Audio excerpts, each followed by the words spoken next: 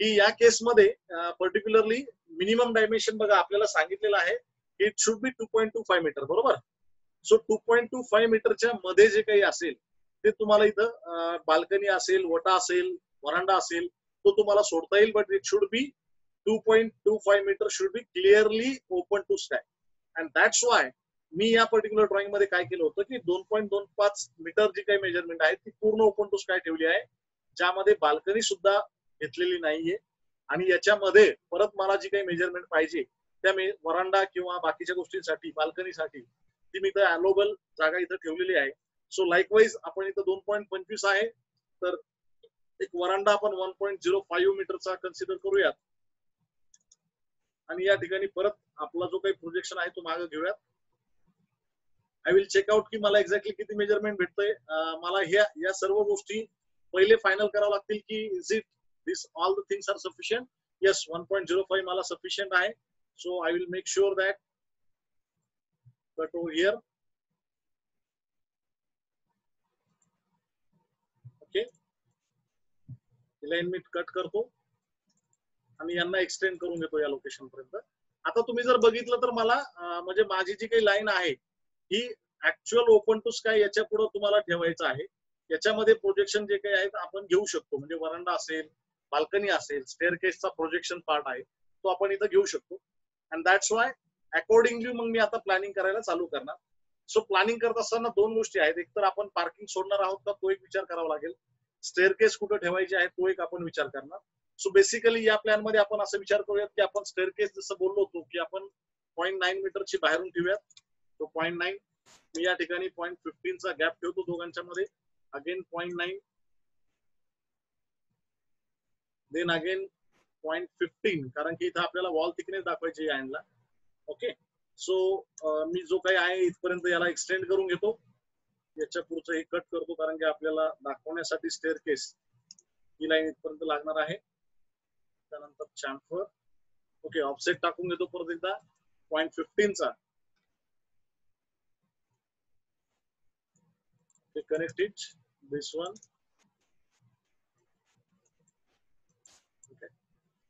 ही line इथून पुढे cut करतो कारण की मला ऑफसेट कितीचा पाहिजे तो इथून मी प्लॅन करायला चालू करणार आहे. सो 0.9 इथं घेतलं ऑफसेट. Okay, connected. आता आपण जसं स्टेअरकेसच्या बाबतीत बघितलं होतं की आपल्याला स्टेअरकेस किती स्टेप्स लागतात, सो अकॉर्डिंगली आपण इथं प्लॅनिंग करायचं आहे. सो जनरली आपण जसं बघितलं होतं तर आपल्या प्लॅनिंग मध्ये आपण विचार केला होता की मिनिमम ज्या काही स्टेप्स आहेत, जर मी 0.15 मीटरची रायझर ठेवली तर 21 नंबर्स लागतात आणि 0.175 च्या ठेवले तर 18 लागतात. अँड दॅट्स वाय मी प्रत्येक वेळी प्लॅन करताना एक काळजी घे की माझं जे काही पर्टिक्युलरली नंबर ऑफ स्टेप्स आहेत त्या इव्हन काउंट मध्ये येतील. And that's why me 0.175 riser माझ्या पर्टिक्युलरली याच्यामध्ये कन्सिडर करेल आणि ट्रेड जो आहे तो 0.25 घेईल. सो नाव 1 2 3 4 5 6 7 8 9 म्हणजे मला इथं जे काही आहे माझ्या स्टेप्स संपलेल्या आहेत. जर तुम्ही काउंट केले तर तुमच्या 18 ज्या काही काउंट्स आहेत त्या इथपर्यंत पूर्ण होतील. ओके, सो 1 2 3 4 5 6 7 8 9, एक साईडला 9 म्हणजे दोन्ही साईडला पकडून आपण त्या 18 झालेल्या आहेत. परत इथं लँडिंग आहे आपली म्हणून मी 0.9 चा ऑफसेट टाकतो. परत ऑफसेट करून 0.15 ची वॉल थिकनेस आहे तर 0.15 इथं दाखवतो. ऑफसेट 0.15. ओके, चॅम्फर या दोन लाईन कनेक्ट करून घ्या. ओके, नेक्स्ट याच्यानंतर आता हा एक स्टेप आपला झाल्यानंतर स्टेअरकेस तयार झाल्यानंतर पुढची स्टेप आपली आहे की आपल्याला चेक करायचं आहे की how much dimension I have left over here. Okay, का, कारण की आपल्याला सर्व गोष्टी कशा बसवायच्या आहेत या सुद्धा विचार करायचा आहे साइड बाय साइड. सो मी इथं चेक करतो माझ्याकडं अराउंड 6.6 चं मेजरमेंट इथं आहे अजून. सो जनरली मी जर विचार केला तर या एंडला 3 मीटरचा जर एक बेडरूम बसवला, ऑफसेट 3 मीटर आणि वॉल थिकनेस 0.115, तर या ठिकाणी मी एक बेडरूम माझा बसवू शकतो, बरोबर. फॉर एक्झाम्पल म्हणजे जे काही आपण प्लॅनिंग करतोय ते कसं प्लॅन करतोय आपण ते तुम्हाला सांगतोय मी आता. माझी ऍक्च्युली मी अलोएबल एक्सपान्शन या ठिकाणापर्यंत आहे माझ्याकडं, या पर्टिक्युलर लाईन पर्यंत, कारण 2.25 जो आहे तो या ठिकाणी माझा संपतोय. सो मी एक काम करू शकतो, या ठिकाणी पर्टिक्युलरली या लाईनला एक्सटेंड करतो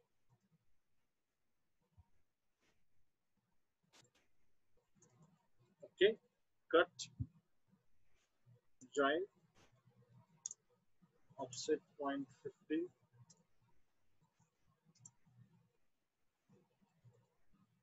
chamfer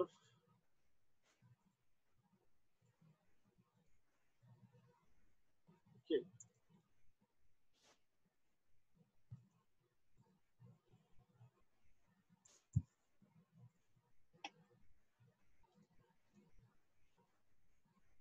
ओके 0.15 ची वॉल थिकनेस आलेली आहे.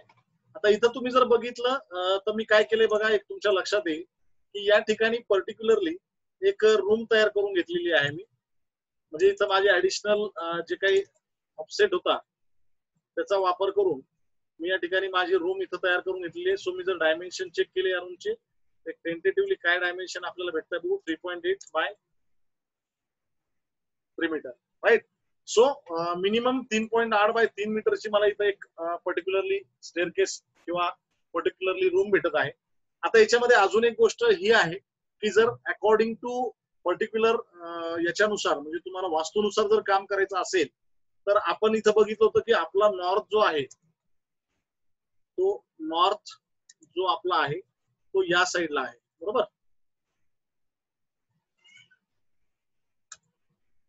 या साईडला आपला नॉर्थ आहे म्हणजे फ्रंटला आपला ईस्ट आहे, बरोबर. सो अकॉर्डिंग टू दॅट जर विचार केला तर या कॉर्नरला माझं किचन येणं अपेक्षित आहे. आणि जर किचन या साईडला येणं अपेक्षित असेल तर आपण एक काम करूया, त्याला पर्टिक्युलरली हा जो काही पार्ट आपण आता ड्रॉ करत आहोत तर हा ड्रॉ करणारा पार्ट जो आहे मी सिम्पली याला मिरर इमेज करून घेतो.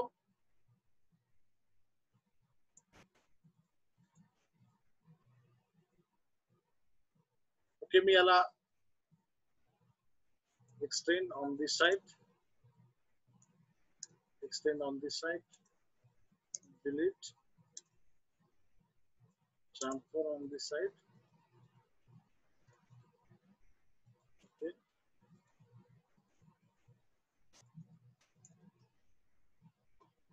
Okay.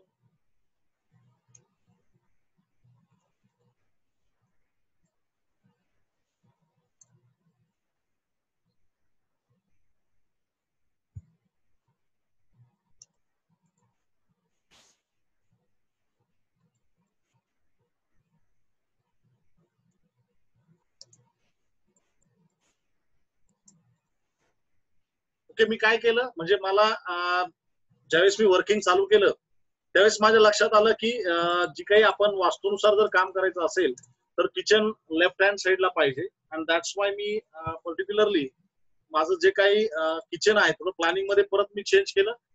हॉल जो लेफ्टला मी पहिले कन्सिडर करत होतो तो आता राईट साईडला घेतलाय आणि राईट साईडला हॉल घेऊन लेफ्ट साईडला मी इकडे माझी पर्टिक्युलरली जो काही हॉल होता तो राईटला शिफ्ट केलाय आणि लेफ्टला किचन शिफ्ट केलेला आहे.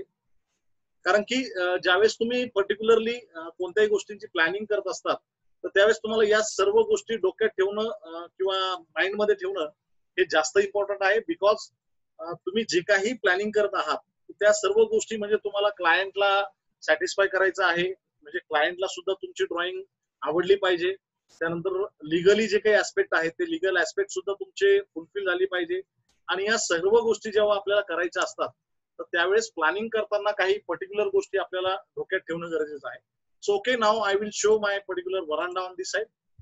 या ठिकाणी मी 2 मीटरचा ऑफसेट दाखवतो वरांडासाठी आणि 0.25 च्या स्टेप्स या ठिकाणी मी दाखवतो. Okay, up to this step will finish. Okay, so आता आपण बघूयात आपण काय केलंय. या पर्टिक्युलर साईडला किचन कन्सिडर केलंय, इथं आपण हॉल कन्सिडर केलाय 3.4 मीटरचा. आता आपल्याकडे ही जी काही जागा बाकी आहे याच्यात काय काय ऍक्टिव्हिटीज करायचे आपण बघूया. So in that first of all staircase मी इथं क्लोज करतो. ऑफसेट 0.50.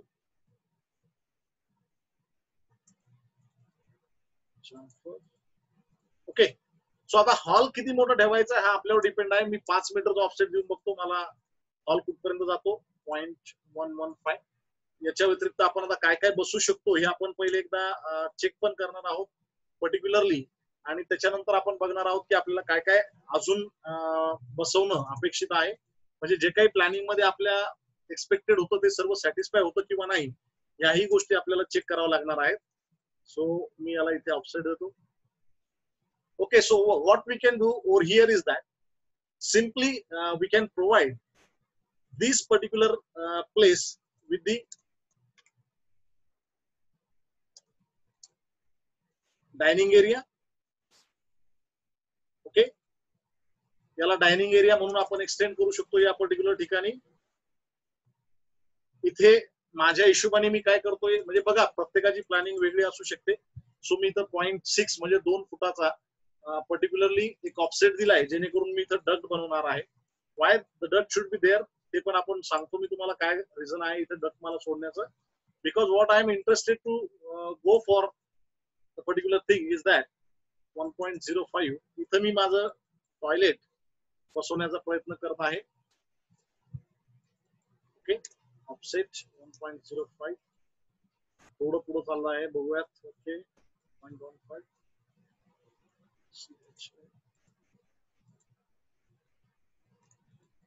ओके. तुमच्या प्लॅनिंग मध्ये एवढा ऑफसेट आलेला चालतोय का बघा.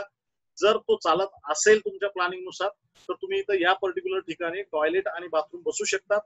If not suitable doesn't matter, याला क्लोज करा. इथून मला इथं नाही बसवायचं असं समजा ठरवा. या ठिकाणी पर्टिक्युलरली मी कट करतो आणि या ठिकाणी 1.2 मीटरचा एक अटॅच टॉयलेट बाथरूम टाकतो. What I am doing exactly मी तुम्हाला सांगतो आता. या ठिकाणी मी 1.2 मीटरचा एक टॉयलेट टाकलाय. तो कशासाठी टाकलाय आणि कशासाठी वापरणार आहे ते पण आपण ठरवूया. So let us see one by one. Okay, so हा जो काही मेजरमेंट उरलेला आहे तो मी एकदा चेक करतो. It is 3.485. It's fine. So मी 3 मीटरचा इकडून ऑफसेट टाकला 0.115. इथे एक बेड माझा अरेंज झाला. ओके, आता मला टॉयलेट बाथरूम अरेंज करायचं होतं. इथं जी मेजरमेंट इथं अवेलेबल आहे याच्यात एकदा चेक करूया टॉयलेट बाथरूम या ठिकाणी बसू शकते का. So offset 1.05 0.115 offset 1.05. ओके, थोडा 0.115 चा शॉर्टफॉल येणार आहे but it's fine. Offset 1.05 offset 0.115. So chamfer त्याला इथं घ्या, इकडं घ्या, फिनिश. ओके, आता याच्यात मी अजून एक गोष्ट काय करणार आहे, परत मी इथं परत माझी मेजरमेंट पर्टिक्युलरली चेक करणार आहे की मेजरमेंट ज्या काही आहेत या सॅटिस्फाय होणार आहेत का. 3.37 बाय 3. सो कॅल्क्युलेशन मध्ये जर मी केलं चेक, सो इथं चेक करूया 3.37 मल्टिप्लाइड बाय 3. सो 10.11. सो आपल्याला 9.5 स्क्वेअर मीटरच्या वरती मेजरमेंट्स पाहिजेत. So it's being over there. Okay, so doesn't matter. बेडरूमची साईज आपल्याला सॅटिस्फाय होतीये. इथं मी एक ऑफसेट टाकतो पर्टिक्युलरली 0.15 चा. डक्ट साठी याला कट करूयात. As I already told you की जिथेही कुठं तुम्हाला टॉयलेट बाथरूम आणि इनहॅबिटेबल रूम्स असतील त्या ठिकाणी तुम्हाला डक्ट्स आणि व्हेंटिलेशन प्रॉपरली तिथे अवेलेबल होत आहे याची काळजी तुम्हाला तिथं घ्यायची आहे. त्यामुळं या सर्व गोष्टींच्या बाबतीत तुम्हाला विचार करणं अपेक्षित आहे. 1.05 0.115. Okay, done. Offset 0.75. Okay, done. Offset 0.75.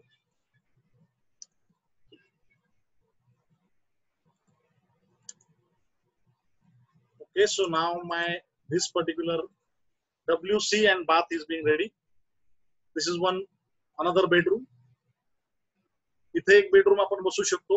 So just make दिस 1.2 च्या ऐवजी याला थोडंसं वाढवून घेऊयात. मास्टर बेडरूम करूयात त्याला आपण. आणि ही टोटल डायमेन्शन किती उरली एक बघूयात आपण, जेणेकरून आपल्याला एक रूम इथं ऍडिशनल काढता येते का बघू. Dimensional linear 5.585. सो एक काम करू शकतो आपण, याला इथून 4 metre offset 0.115 offset 0.9.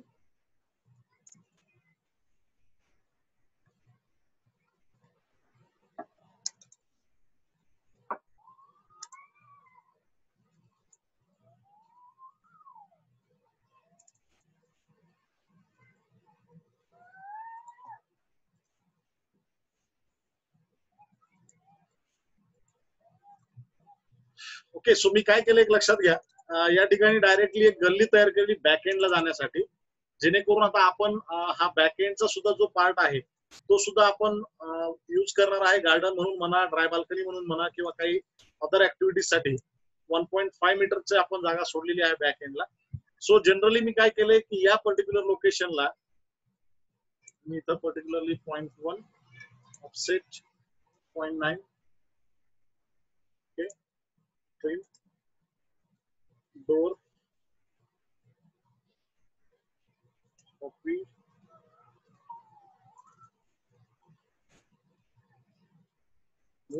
okay. Next go for this particular part, point offset 0.75 cut. Okay. Door सगळ्यांचे टाकून देतो मी एकदा, याचा डोर टाकून देऊ 0.1 चा ऑफसेट. जसं मी तुम्हाला म्हणलो होतो मेन डोर मी 1.05 चा कन्सिडर करतो, सो मी इथं 1.05 घेतला. देन विंडो 1.2 टोटल विड्थ असते म्हणून सेंटर लाईन घेतल्यामुळे 0.6 दोन्ही एंडला मी ऑफसेट्स टाकलेत. ट्रिम करून या ठिकाणचं ट्रिमिंग करून घेतो मी. Then joint lines for particular window, offset टाका याला 0.05 चा दोन्ही साईडला, किंवा तुम्ही इथं ऑफसेट 0.025 चा टाकू शकतात, म्हणजे 1 इंचाचा. Okay. So likewise you can put this particular drawing at the places wherever you require. Then again trim, okay, copy, paste, paste.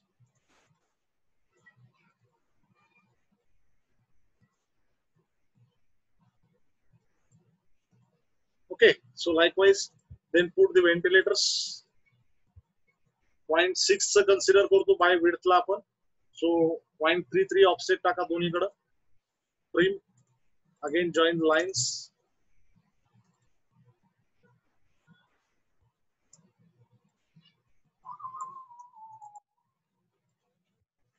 Again put an offset of 0.025 म्हणजे 1 इंचाचा ऑफसेट इथं टाका तुम्ही.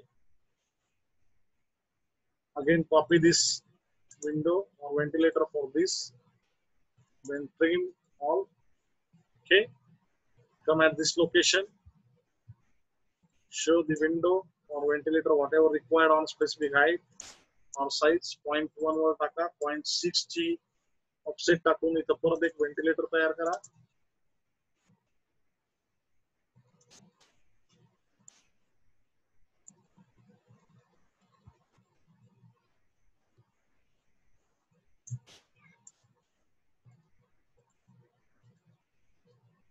ओके. त्याच्यानंतर इथं एक डोर मी टाकतो, कारण की जर सपोज ओनरला आतल्या बाजूनी जर पर्टिक्युलरली स्टेअरकेस यूज करायची असेल, so you can use this particular staircase on this side. त्याची ओपनिंग एवढंच आहे, फक्त ओपनिंग आउटर साइडला होणार आहे. That's why I have shown on this side. त्याच्यानंतर या ठिकाणी त्याचं जे काही particularly entrance to the kitchen आहे ते मी या ठिकाणी ठेवतोय. Okay. So likewise we have drawn all this things whatever require. थोड्याशा गोष्टी मी चेंज करतो परत इथं. 0.1 symbols and arrow 0.05.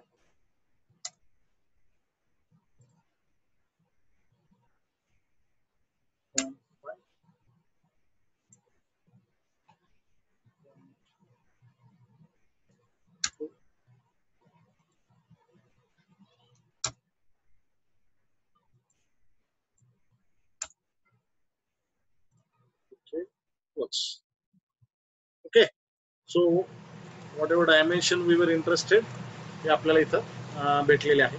आता याच्यामध्ये आपल्याला काम काय आहे, एकदा तुमचं पर्टिक्युलरली ड्रॉइंग तयार झाल्यानंतर सबमिशन ड्रॉइंग्स मध्ये generally architectural kind of view जे काही गोष्टी लागतात ते काही दाखवायची गरज नसते. त्यामुळे याला सर्वात महत्वाचं ग्राउंड फ्लोर प्लॅन तुमचा एकदा जर रेडी झालाय तर तो रेडी झाल्यानंतर तुम्हाला डायमेन्शन्स त्याच्या दाखवायचे असतात. सो मी एक काम करतो, ज्या काही मेजरमेंट पहिले आपल्याला लागत होत्या म्हणून घेतल्या होत्या त्या डायमेन्शन सगळ्या कट करतो आणि आपण प्रॉपरली ज्या काही मेजरमेंट दाखवायचे आहेत ते आपण दाखवूया. Okay, so just close it off all the things which we have taken. Okay, so dimension linear,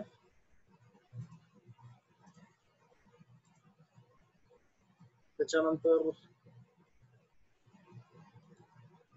continue. Now show all the wall thicknesses, all the rooms.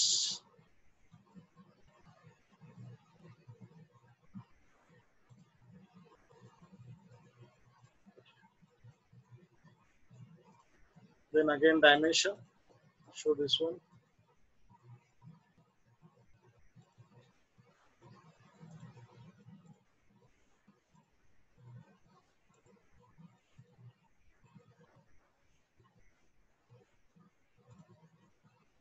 ज्या काही मार्जिन या ठिकाणी आपण सोडलेले असतात त्या डायरेक्टली जर इथं कंपाऊंड वॉल असेल तरी ती शक्यतो आपण दाखवत नाही जनरली मेजरमेंट्स मध्ये पर्टिक्युलरली, कारण की मेजरमेंट मध्ये तुम्ही त्या पर्टिक्युलरली वॉल थिकनेस जर सिलेक्ट केली तर परत तुमचं मार्जिन कमी तिथं दिसण्याचे चान्सेस असतात, and that's why we are not considering that particular things. Okay, so 2.25 it should be clear cut view for that.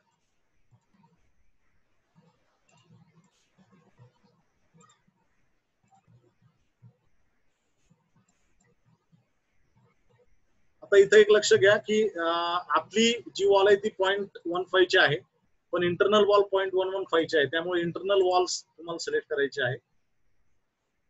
Okay, so likewise माझ्याकडे मेजरमेंट तयार होऊन जातील, आणि हे एकदा मेजरमेंट तयार झाले की याचे पर्टिक्युलरली जे काही आपल्याला एक्सपेक्टेड आहे ते नावं आपण इथं द्यायचे आहेत.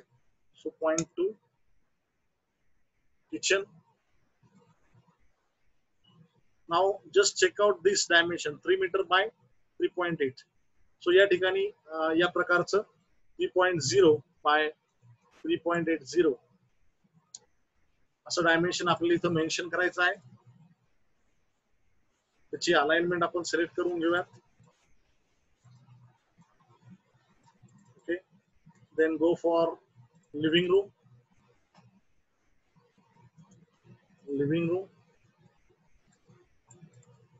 लिव्हिंग रूम आहे 3.485 बाय, तर भेटत नाही मेजरमेंट, मी चेक करतो. आय थिंक 5 मीटरचं आपण घेतलेलं होतं. Okay, 3.50 you can rather say that, because round off the value by 5.00. Then copy, paste, bedroom 1 or lightly bedroom 4 meter by 3.37, 4.00 by 3.37, or rather you can say 40. Copy. This is 3.57, or you can say 3.60 by 3.50. As the round off value of this particular thing is 3.50, and that's why you can consider it as a 3.50. Doesn't matter, as all the decimals value we have shown it over here, so doesn't matter. Instead of this, I will write down master bedroom, because the attached toilet we have shown over here. So the toilet, just show it toilet over here. Okay, write down the dimension 1.3. So I will write down 1.40 by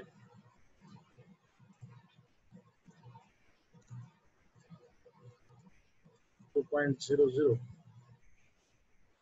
Like this, we can give the dimensions for this particular items. Okay, so अशा प्रकारे जे काही plan आहे त्या प्लानच्या detailings कशा करायच्या आणि plan draw कसा करायचा हा पर्टिक्युलरली आपण इथं बघितलाय. याच्याच पुढे बाकीचे डिटेलिंग्स कशा करायच्या आपण नेक्स्ट सेशन मध्ये बघणार आहोत.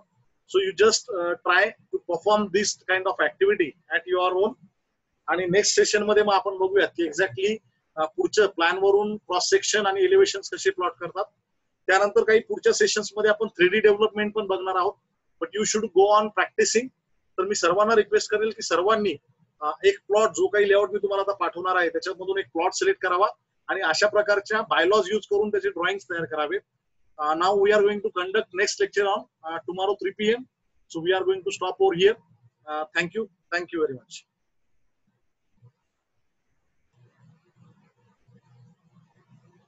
ओके, सर्वांनी जे काही ऍक्टिव्हिटीज आहेत त्या परफॉर्म करून घ्या आणि ग्रुपवर त्याचे इमेजेस किंवा जे काही फोटोज आहेत ते तुम्ही शेअर करू शकता जेणेकरून सर्वांना कळेल की तुमची ऍक्टिव्हिटी काय चालू आहे. As I already told you, तुम्हाला जर कॅड म्हणजे लॅपटॉप किंवा पीसी नसेल तर at least try it on papers. Okay, so thank you. आपण आज थांबूयात आजच्या सेशनला इथेच. Tomorrow we are going to start it again on regular time. Thank you.